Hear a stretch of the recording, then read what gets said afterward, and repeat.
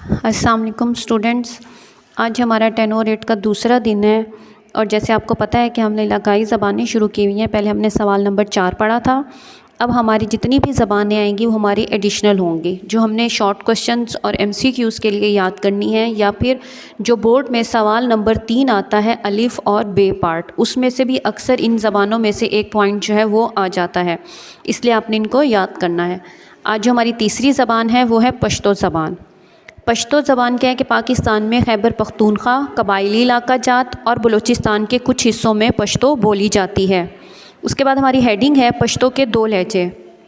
बुनियादी तौर पर पश्तो के 2 लहजे हैं, पहला मगरबी लहजा और दूसरा मशरक़ी लहजा कहलाता है। इन दोनों लहजों में चंद अल्फाज का फ़र्क है। दूसरी तहज़ीबों और गिरोहों के साथ ताल्लुकात की वजह से पश्तो में कदीम यूनानी, अरबी और तुर्की ज़बान के भी अल्फाज हैं। नेक्स्ट हेडिंग है पश्तो ज़बान का आगाज़, कि पश्तो ज़बान का आगाज़ भी पश्तो शायरी से हुआ था। पश्तो शायरी की कदीम तरीन किताब का नाम पट्टा ख़ज़ाना है और ये 8वीं सदी ईस्वी के निस्फ़ में लिखी गई। पश्तो का पहला शायर अमीर करोड़ को कहा जाता है। मुसलमानों की बरे-सग़ीर में आमद से पहले पश्तो ज़बान ख़रोशी रस्मुल ख़त में लिखी जाती थी। सुल्तान महमूद गज़नवी के दौरे हुकूमत में सैफुल्लाह नामी एक मुहक्किक ने पहली बार पश्तो को अरबी रस्मुल ख़त में लिखा। नेक्स्ट हेडिंग है पश्तो के मशहूर शौरा। खुशहाल खां खटक और रहमान बाबा पश्तो के मशहूर शायर हैं। पश्तो के मशहूर लोक गीतों में टप्पा और चार बीता ख़ास तौर पर काबिल ज़िक्र हैं। इसी तरह हमारी चौथी ज़बान है बलोची ज़बान। बलोची सूबा बलूचिस्तान के कबाइल की ज़बान है। पाकिस्तानी सूबा बलूचिस्तान के अलावा ये ईरान और ख़लीज फ़ारस की रियासतों में भी बोली जाती है। कदीम बलोची अदब के दौर में बलोच शौरा ने रज़मिया दास्तानें लिखी। नेक्स्ट हेडिंग हमारी है कदीम बलोची अदब। कदीम बलोची अदब लोक गीतों और नज़मों पर मुश्तमिल था और इन नज़मों का मौजू कबाइली लड़ाइयाँ या इश्क व मोहब्बत की दास्तानें थीं। कदीम दौर के मशहूर शौरा, उसमें अब जदीद कदीम दौर के जो मशहूर शौरा हैं उनमें सरदार आज़म, मीर चाकिर ख़ान, शाह लशारी, मीर जमाल रंद, अब्दुल्ला ख़ान, जुनैद रंद और मोहम्मद ख़ान गशकोरी ने शोहरत पाई।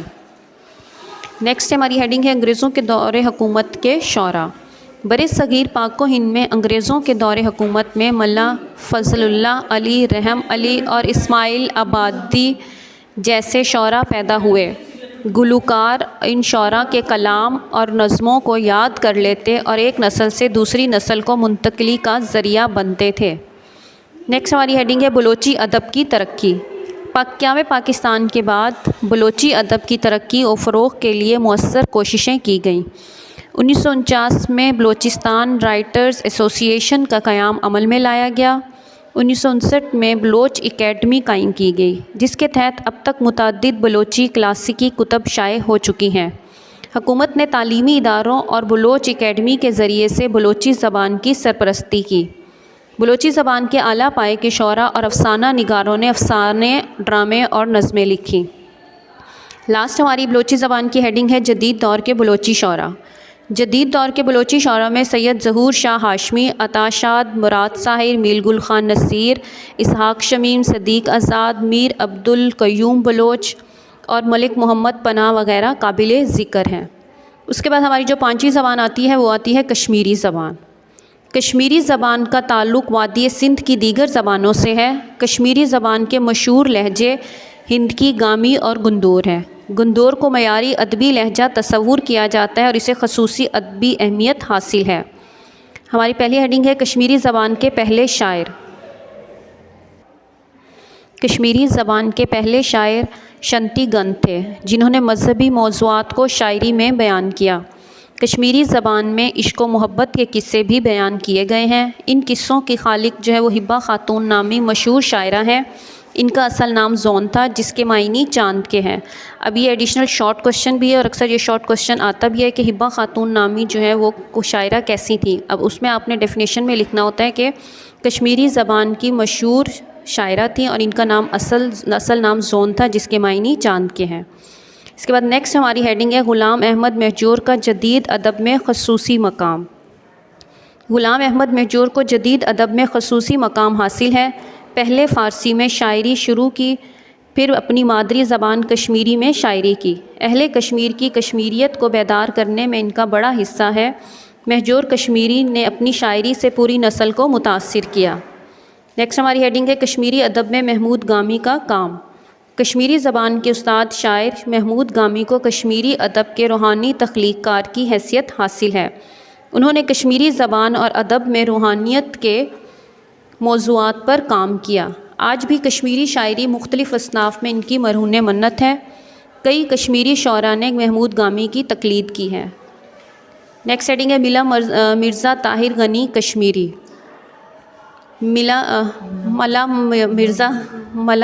मिर्ज़ा ताहिर गनी कश्मीरी।